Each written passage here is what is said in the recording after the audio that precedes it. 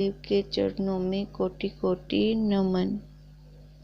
श्री योग वशिष्ठ के स्थिति प्रकरण में हमारा चल रहा था कि वशिष्ठ जी राम जी को कल ये बता रहे थे कि जो वो पुरुष होता है, उदारचित पुरुष होता है, उसको ये पूरा जगत एक केले के वृक्ष के समान दिखाई देता है।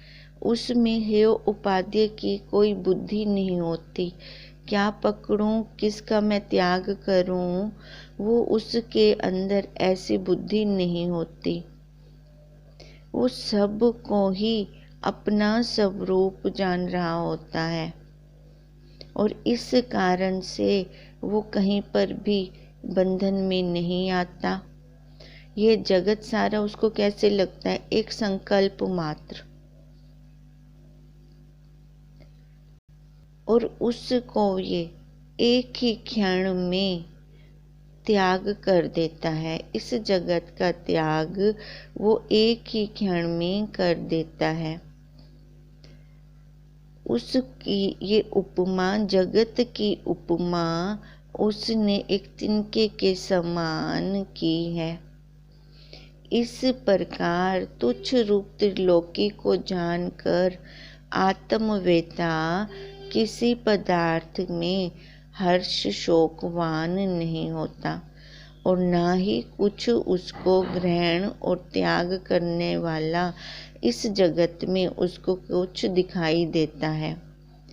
वह सदा शिव के लोक आदि पताल पर्यंत जल रस देह राजस सात्विक तामस संयुक्त जगत के पदार्थ ज्ञानवान को प्रसन्न नहीं कर सकते। अब ज्ञानवान को ये शिव लोक और पताल लोक के दोनों के विषय और तीनों गुण उस ज्ञानवान के लिए कैसे हैं? तुच्छ हैं। एक खिलौने की तरह है ये सारे विषय। ज्ञानवान इनमें फिर फंसता नहीं है, उसकी इच्छा भी नहीं होती। जिसको हमने एक बार जान लिया कि ये झूठ है तो उसकी तरफ फिर दोबारा क्यों जाएंगे? क्योंकि वह तो एक अद्वितीय आत्म भाव को प्राप्त हुआ है। कौन? ज्ञानवान। ज्ञानवान के पास एक असली जब खजाना आ गया तो वो नकली खजाने की तरफ क्यों जाएगा?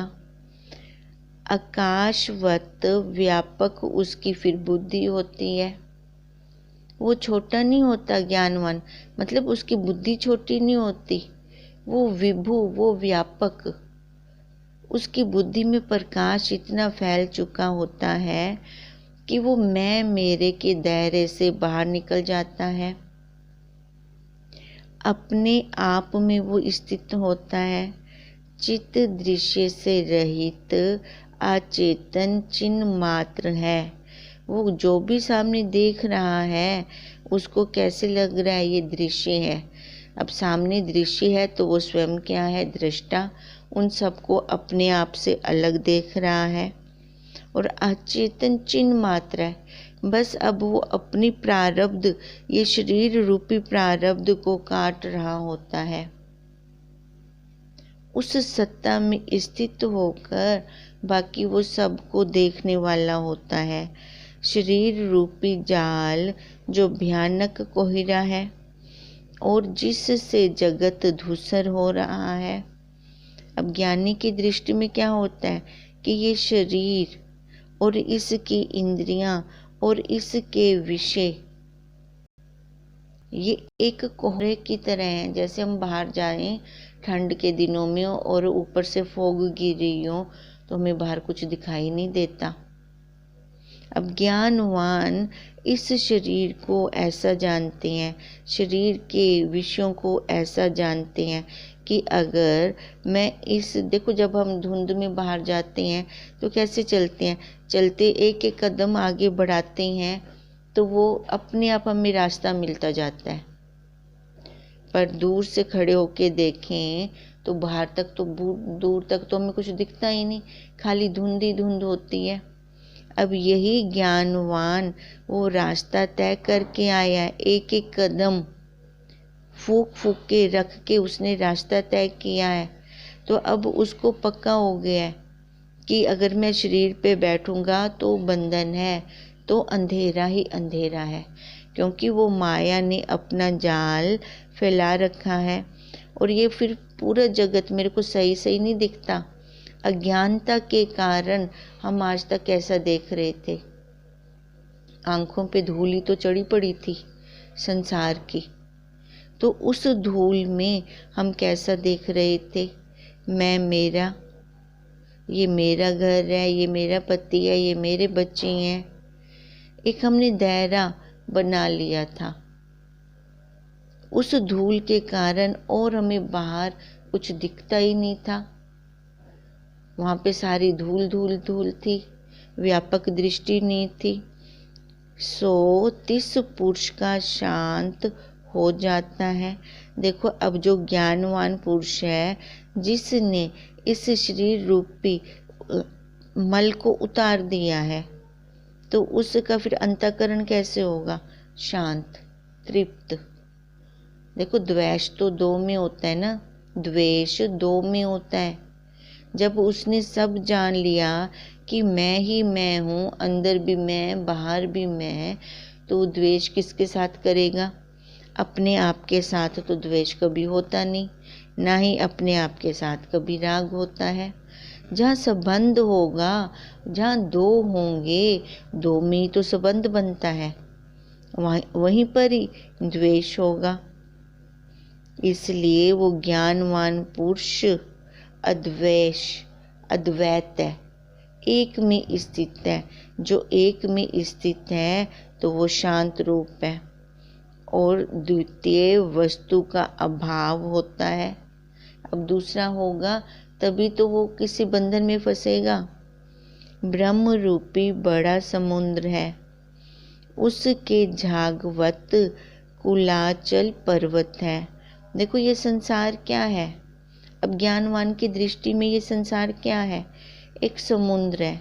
और समुद्र में क्या है, जैसे कुलाचल पर्वत बहुत बड़ा है, अब उसको ज्ञानवान को क्या दिख रहा है, खाली झागवत। अब झाग कितनी देर रहती है पानी के अंदर, 2 मिनट, 2 मिनट भी पूरी नहीं रहती। देखो जब फ्लो में आ रहा होता है तो उसके ऊपर ऊपर झाग भी आ रही होती है। अब ज्ञानवान की दृष्टि में ये जगत क्या है, एक समुद्र, और इसके विषय क्या है, एक झागवत है, एक झाग की तरह है, जो आ रहे हैं आ रहे हैं आ रहे हैं। पर अज्ञानी उनको पकड़ने की कोशिश कर रहा है। बताओ अज्ञानी लहर को पकड़ के समुद्र को पार कर सकता है, नहीं कर सकता। ऐसे ही जो ये अज्ञानी है, अपनी अज्ञानता के कारण उसने ही इस समुद्र को, समुद्र रूपी जगत को सच्चा मान लिया था कि उससे पार नहीं हो रहा था। और वो पार भी कैसे करना चाह रहा था, लहर पे बैठकर। अब लहर का क्या वजूद है, चेतन रूपी सूर्य में मृग तृष्णा की नदी रूपी जगत की लक्ष्मी है। देखो चेतन रूपी सूर्य में, अब उस आत्मा की, उस चेतन की तुलना सूर्य की तरह कर रहे हैं। अब वो सूर्य है तो मृग तृष्णा की नदी का बुलेखा लगता है। अगर सूर्य ही ना हो, देखो जब सूर्य की किरणें रेत पर पड़ती हैं तो उसकी चमक से हमें दूर से लगता है कि वहाँ पे जल है। इसको मृग तृष्णा का जल कहते हैं। अब इस मृग तृष्णा के जल का अधिष्ठान कौन हुआ, सूर्य हुआ। अब ऐसे ही ये चेतन है तो इसकी परछाई जैसे रेत पर, रेत के कणों पे उसकी सूरज की किरणें पड़ती हैं तभी बुलेखा लगता है कि वहाँ पे जल है। अब ये चेतन है तभी बुलेखा लग रहा है कि जगत सच्चा है, नहीं तो अगर सूरज ना हो तो वो मृग तृष्णा का जल भी नहीं है। ये चेतन है तो ये मृग तृष्णा की नदी भी है। नदी रूपी ये जगत हमें दिखाई दे रहा है, अपना बड़ा लक्ष्मी की तरह प्रभाव डाल रहा है, बहुत फैला हुआ है ये भी। और ब्रह्म रूपी समुद्र में जगत रूपी तरंग फिर उठते हैं और लय भी होते हैं। अब यहाँ पे कितनी आ रही हैं, चारों खानियों में से देखें कितने जीव आ रहे हैं जा रहे हैं। ये सारे जीव क्या हैं? तरंगे ही तो हैं, आ रही हैं जा रही हैं। ऐसा जानने वाला जो ज्ञानवान है उसको यह जगत आनंददायक फिर कैसे ना हो। जो ये ज्ञानवान जान रहा है कि ये समुद्र रूपी जगत में ये विषय रूपी लहरें आ रही हैं और जा रही हैं, ये चारों खानियाँ आ रही हैं जा रही हैं, फिर वो वहाँ रुकेगा क्यों? क्योंकि वो जो तरंग है ना, तरंग भी वो जल रूप ही है। जल के बिना उस तरंग का कोई स्वरूप नहीं है। उस जल में पैदा हो रही है, उस जल में लय हो रही है। समुद्र को कोई अशांति नहीं है, उसको ना कोई दुख है। ऐसे ये सारा ब्रह्मांड वही ब्रह्म है। इस ब्रह्म में ये चारों खानियाँ पैदा हो रही हैं, उसी में लय हो रही हैं। अब ज्ञानवान की दृष्टि ऐसी क्यों होती है? क्योंकि वो अपने आप को ब्रह्म स्वरूप जानता है। भाग त्याग लक्षण वृत्ति द्वारा, क्योंकि वो परमात्मा कहीं बाहर नहीं है जिसको हम खोज रहे थे। वो परमात्मा हमारे अंदर है। वो दृष्टि चाहिए, इसलिए ज्ञानवानों की दृष्टि हमेशा अंदर होती है। वो बुद्धि की दृष्टि से देख रहे होते हैं, इन चरम नेत्रों की दृष्टि से नहीं देखते। इसलिए बुद्धि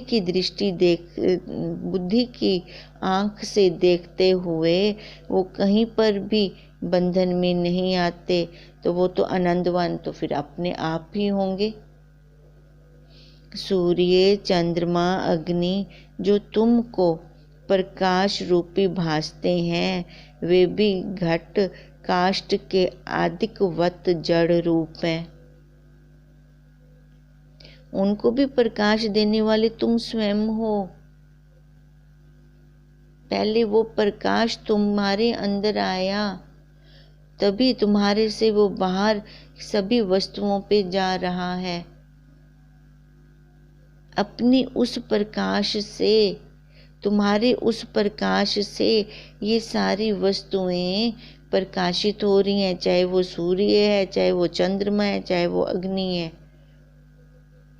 देखो, जैसे हम दृष्टांत लेते हैं कि मंदिर के अंदर दिया जलाया, अब उसकी बारियों से जो प्रकाश बाहर जा रहा है, तो हम बाहर भी अंधेरा होते हुए भी उन सब वस्तुओं को देख पा रहे हैं जो बाहर रखी हुई हैं, मंदिर की बाहर रखी हुई हैं। अब प्रकाश कहाँ था? मंदिर के अंदर। अब उस प्रकाश का जब एक्स बाहर की तरफ गया बारियों से, अब ऐसे ही वो चेतना रूपी दीपक कहाँ है? अंदर।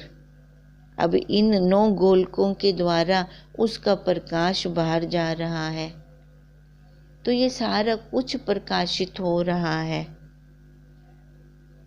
वे भी घट काष्ठ के आदिकवत जड़ रूप में। अगर तुम न होते तो उनको प्रकाश करने वाला कौन होता? और जिससे वो प्रकाशते, वह सबको सिद्ध करता आत्म सत्ता है। अब इन सब को किसने सिद्ध किया? उस चेतना ने, उस आत्मा ने, और कोई भी नहीं उनको सिद्ध करने वाला। देह जो रुधिर, मांस और अस्थि से बनी है, वो क्या उनको सिद्ध कर सकती है? वो तो खुद जड़ है, वो खुद अपने आप कुछ नहीं कर सकती। उसको पीछे चलाने वाला भी कोई बैठा हुआ है और इंद्रियों से वेष्टित है। उस देह रूपी डब्बे में चेतन जीव रूपी रतन विराजता है, तभी तो ये सारा कुछ प्रकाशित हो रहा है, तभी उसका ये 42 पुर्जों का शरीर चल रहा है, तभी ये इंद्रियां अपना अपना काम कर रही हैं, अपने अपने धर्म में रत हैं। चेतन बिना जड़ मुग्ध रूप है। अब चेतन को उस जड़ की जरूरत नहीं है, जड़ को चेतन की जरूरत है। वो चेतन तो अपने आप में ही पूर्ण है, अपने आप में वो तृप्त है। हे राम जी, यह जो स्त्री की देह भासती है सो चरम की पुतली बनी है। देखो, अब स्त्री किसको बोलते हैं? जो इस शरीर को सच्चा मान रहा है, भले ही वो पुरुष आकार में ही क्यों ना हो, वो भी स्त्री ही है, क्योंकि उसने इस हार्ड मांस के चमड़े को सच्चा माना। हमारा ये स्वरूप नहीं है, ये माया का स्वरूप है जो दिखने में आ रहा है। हमारा स्वरूप क्या है? सत्य है, चित्त है, आनंद रूप है। और वो माया का क्या स्वरूप है? जड़ है, असत्य है, दुख रूप है। देखो, जो शरीर को सत्य मानते हैं उनका दुख कभी पीछा ही नहीं छोड़ता। वो मान अपमान की थपेड़ों में उलझ रहे होते हैं। लहर तो आ रही है, जा रही है। एक सुख की लहर आती है तो फूल जाती हैं, दुख की लहर आती है तो सुकड़ जाते हैं, जबकि हम इनको सत्ता देने वाले हैं, हम इन लहरों को सत्ता देने वाले हैं। अगर हम ही ना हो तो ये लहरें भी कैसे आएं? वो चेतन साक्षी ही ना हो तो देखो ये लहरें भी कैसे आएं? ये शरीर रूपी लहर किसकी आश्रय टिकेगी फिर? ये 4 दिन की चांदनी किसकी आश्रय टिकेगी अगर वो चेतन ही ना हो तो? चेतन बिना जड़ मुग्ध रूप है। हे राम जी, यह जो स्त्री की देह भासती है सो चरम की पुतली बनी है। उसको देख के मूड प्रसन्न होता है, चाहे वो स्त्री आकार में है, चाहे पुरुष आकार में है। पुरुषोत्तम, सब पुरुषों में उत्तम वही है जिसने इस आकार को अपने से अलग कर दिया, भाग त्याग लक्षण वृत्ति द्वारा। चाकू तलवार लेके शरीर को काटने नहीं बैठ जाएंगे कि मैं ये नहीं हूँ।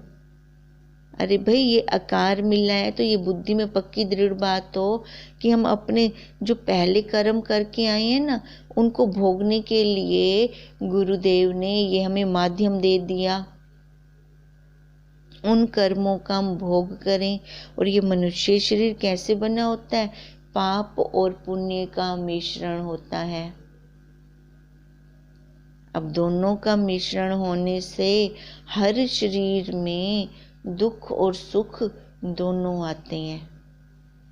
जो हमारे ऋषि हो गए, संत हो गए, हमारे गुरुवर हो गए, तो क्या उनको भी जब ये शरीर है तो उनके शरीर का मिश्रण जो पाप और पुण्य है, तो क्या वो नहीं आए होंगे? भले आए हैं वो, पर उनकी दृढ़ता कहाँ पर है? वो बैठते कहाँ पर हैं? उनके बैठने का स्थान क्या है? देखना है तो हमें उन्हीं को देखना है कि वो इस शरीर पर, गंदगी से भरे हुए शरीर पर नहीं बैठते। वो अपने साक्षी स्वरूप में स्थित रहते हैं, वहीं पर ही वो बैठते हैं। इसलिए उनको कभी भी अपनी देह पर दृष्टि नहीं होती। अगर देह पे दृष्टि नहीं है तो दुख सुख भी कैसे आएगा? वो तो शरीर की प्रारब्ध है, वो उसको देख रही हैं अलग से। ऐसे हम भी देख सकते हैं इसको अलग से। जैसे कोई चौथी अटारी पे खड़ा है तो नीचे आने जाने वालों को वो आराम से देख रहा है और है भी उनसे असंग, किसी के साथ मिला हुआ भी नहीं है, आकाशवत है। ऐसे ही हम भी आकाशवत हैं, पर जब इस शरीर पर आकर बैठते हैं, गंदगी पे बैठते हैं, तो वो मच्छर रूपी परिस्थितियां काटती हैं। बिना दांतों वाली हमें काटती हैं। परिस्थितियां के कोई दांत होते हैं, फिर भी कितना काटती हैं, क्योंकि बैठने का स्थान ही हमारा गलत था। गंदगी पे बैठे हैं तो वहाँ पे मच्छर, कीड़े मकोड़े सारे के सारे आएंगे काटने के लिए, अपने परिवार सहित आएंगे। और वो आते हैं। इस शरीर का परिवार क्या है? काम, क्रोध, लोभ, मोह, अहंकार। ये पांचों के पांचों भाई इस शरीर के परिवार के सदस्य हैं। अपना देख ले स्थान, हमारा बैठने का स्थान कहाँ है। अब मूढ़ लोग हमेशा इस गंदगी पे बैठे होते हैं तो कभी भी प्रसन्न हो ही नहीं सकते। जैसे वायु के चलने से पर्वत चलायमान नहीं होता, तैसे ही ज्ञानवान संसार के पदार्थों से प्रसन्न नहीं होता। अब ज्ञानवान को ये संसार की विषय, अब संसार कहाँ है? सबसे पहले तो ये देखें, मूर्ख के मन के अंदर है। तभी तो उसको ये विषय, इंद्रियों के विषय अच्छे लगते हैं, उसमें वो फंस जाता है। पर ज्ञानवान नहीं फंसता इनमें। ज्ञानवान तो दूर से ही उनको देख रहा है। अब उसकी मर्जी, चाहे वो इनका खरीदार बने चाहे ना बने। इसलिए वो हमेशा अपनी मस्ती में मस्त रहते हैं। ज्ञानवान उस उत्तम पद में विराजता है जिसकी अपेक्षा से चंद्रमा और सूर्य पाताल में भासते हैं। उस चेतन की सत्ता से ये कैसे नियमों में चल रहे हैं। वो नियामक कैसे है जिसने जड़ को भी नियम से चला रखा है। कैसा वो नियामक होगा? अब ज्ञानवान हमेशा उसी में स्थित रहता है क्योंकि जो बाहर है वही अंदर है। जो पिंडे सो ब्रह्मंडे, जो अंदर है वही बाहर है। कौन से अंश के समानता बता रही हैं? बाहर ब्रह्मांड में वो ब्रह्म और इधर पिंड में वो साक्षी, इन दोनों की एकता है। अब उसकी सत्ता से ही तो ये बाहर सूर्य और चंद्रमा पाताल में भी भासते हैं, अर्थात इनका बड़ा प्रकाश भी तुच्छ भासता है। पाताल, अब गंदगी कहाँ है? पाताल किसको बोलते हैं? ये नीचे, पृथ्वी के नीचे के लोक को पाताल बोलते हैं। अब देखो वहां पर भी ये भास रही हैं, जिसकी अपेक्षा से, किसकी अपेक्षा से? चंद्रमा और सूर्य पाताल में भासते हैं। इनका बड़ा प्रकाश भी तुच्छ भासता है। देखो ऊपर ऊपर जाएं तो कितना प्रकाश फैलता जाता है। जिस दिन पूर्ण चांद होता है, पूर्णमासी पे पूरा चांद होता है, तो नीचे धरती पर भी उसका आकाश बार चांदना चांदना होता है, हमें पता चल जाता है। फिर देखते हैं आज वहीं बाहर को पूर्णमासी तो नहीं है। देखो फिर देखते हैं चांद को, देखते हैं वो अपनी सारी कलाओं से संपूर्ण होता है। अब ये ज्ञान कहाँ से मैंने देखा? वो अंदर वो साक्षी रूप में जो बैठा हुआ है उसने तो मेरे को ये ज्ञान करवाया। ज्ञानवान परम उत्तम पद में विराजते हैं, उनके सामने ये सूर्य चंद्रमा भी तुच्छ हैं, पताल के वत हैं, क्योंकि वो कहाँ बैठे हैं? अपने स्वरूप पर। अगर वो स्वयं है तभी तो ये है। जैसे ये हमको भासते हैं तैसे कहते हैं। देखो, ज्ञानवान परम उत्तम पद में विराजते हैं। ये संसारी मूढ़ जीव संसार समुद्र में सर्प की न्याय बहे जाते हैं। जो इस संसार को सच्चा मानी बैठा है वही बही जा रहे हैं इस समुद्र में। मतलब उनका रास्ता गोल हुआ पड़ा है, बार बार जन्म और कर्म, जन्म और कर्म, जन्म और कर्म। उनका यही बही खाता चल रहा है। चारों खानियों में से कभी किस आकार में आकर जम जाते हैं, कभी किस आकार में आके जम जाते हैं। जैसे ये हमको भासते हैं तैसे कहते हैं। अब ज्ञानवान को जैसे भास रहा है वो हमें वैसे बता रही हैं, क्योंकि जो जागा हुआ है वही तो सोए हुए को जगा सकता है। जो खुद ही सोया हुआ है वो सोए हुए को कैसे जगाएगा? इस जगत में ऐसा भाव पदार्थ कोई नहीं जो ज्ञानवान को राग से रंजित करे, क्योंकि ज्ञानवान की बुद्धि एकदम निर्मल है, स्वच्छ है। स्वच्छ जल में साफ शक्ल दिखती है। अब ज्ञानवान का अंतःकरण कैसा है? स्वच्छ, सतोगुणी। सतोगुणी अंतःकरण उसको साफ साफ दिखा रहा है। वो अपने साक्षी को साफ साफ देख रहा है, इसलिए वो किसी के साथ राग नहीं करता, ना ही उसका किसी के साथ द्वेष होता है। वो दोनों देख रहा है अपने से अलग होकर।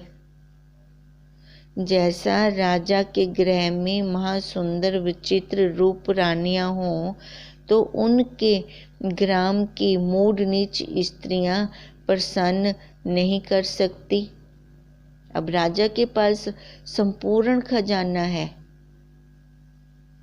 तो देखो वो कंकर क्यों उठाएंगे? हीरों को छोड़कर कंकर क्यों लेंगे? अब राजा के पास स्वयं की अपनी रानियां अपने घर में है पड़ी, इतनी सुंदर सुंदर, तो वो बाहर मूढ़, मूर्ख और नीच स्त्रियों की तरफ क्यों देखेंगे? तैसे ही ये जगत है कि भाव पदार्थ तत्ववेता को प्रसन्न नहीं कर सकते। अब ज्ञानी के अंदर वो संपूर्ण खजाना है, हीरे मोती तो उनके अंदर हैं, तो वो जगत के विषयों में क्यों जाएंगे? जगत की चमक में क्यों जाएंगे? और उसके चित्त में वो प्रवेश भी नहीं करते, क्योंकि उनको पक्की दृढ़ है। जैसे हमें स्वप्न का पक्का दृढ़ता होती है कि ये झूठ है, ऐसी ज्ञानवान को भी ये पक्की दृढ़ता होती है कि ये सारा जगत स्वप्नवत है और मैं इस स्वप्न का दृष्टा हूँ। जैसे आकाश में मेघ रहते हैं परंतु आकाश को स्पर्श नहीं कर सकते, ऐसे ही ये ज्ञानवान इस आकार में तो रहता है, अपनी प्रारब्ध को तो भोग रहा है, पर वो कैसे है? जीते जी मुक्त है।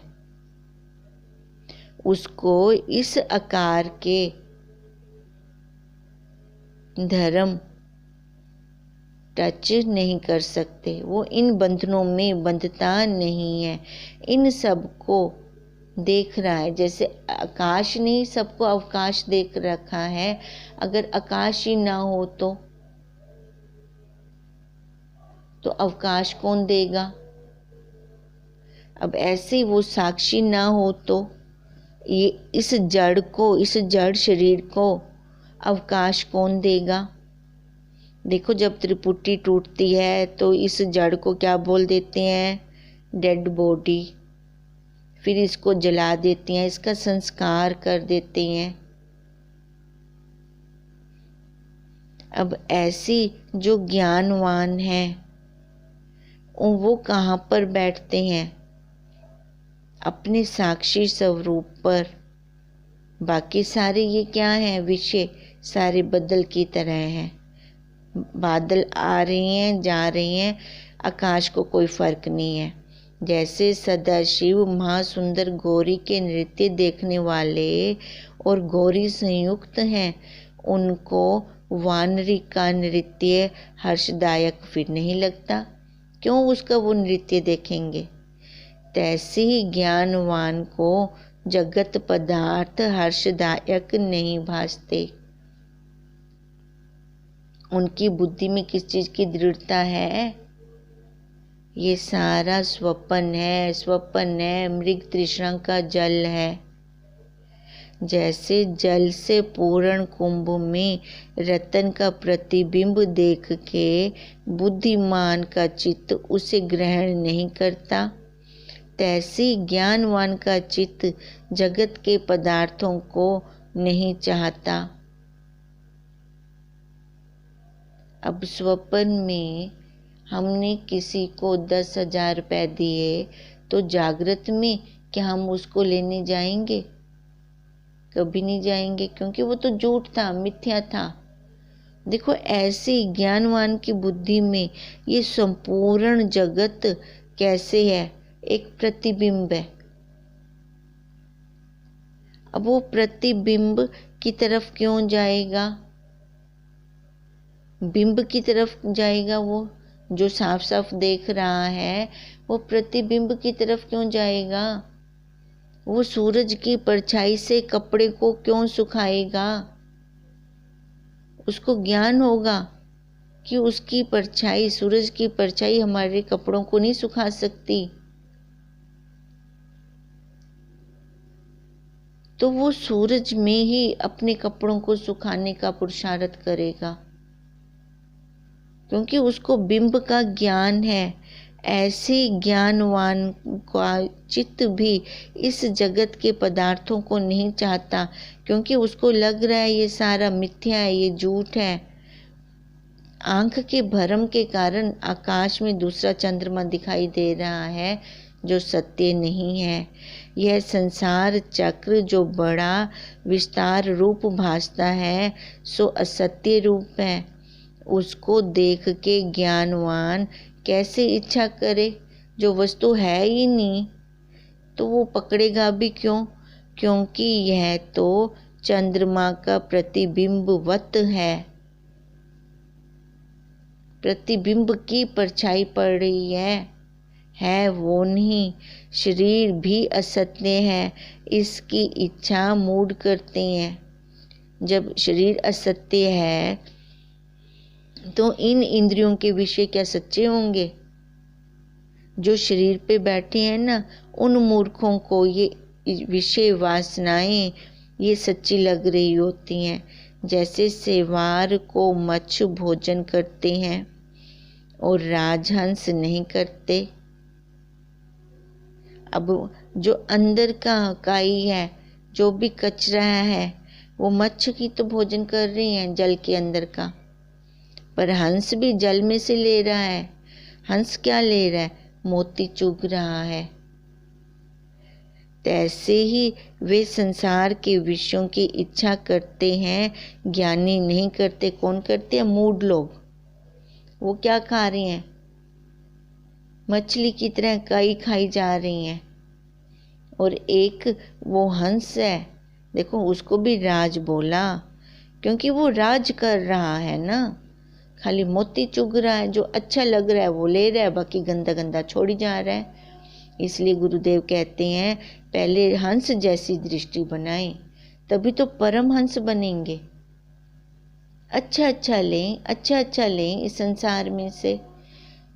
अब अच्छा अच्छा तो खाली वही अपना स्वरूप है, साक्षी है, चेतन है।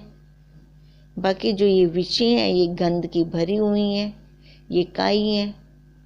ये वही जन्मों जन्मों की काई तो जमी पड़ी थी, क्योंकि आज तक हम वही लेते आ रहे थे। अब उखाड़ रही हैं खुरपे के साथ, ऐसे साफ तो हो नहीं रही, खुरपे से उखाड़ रही हैं। अब वो खुरपा लगाती हैं तो दर्द होता है, हो जाने दो इस जन्म में दर्द, कोई बात नहीं, एक बार लग के पुरुषार्थ हो जाए, आगे तो रास्ता साफ है। फिर डरना किस बात का। इति श्री योग विशिष्ट स्थिति परखने पूर्ण स्वरूप वर्णन नाम 56 सर्गा समाप्त। ओम ओम।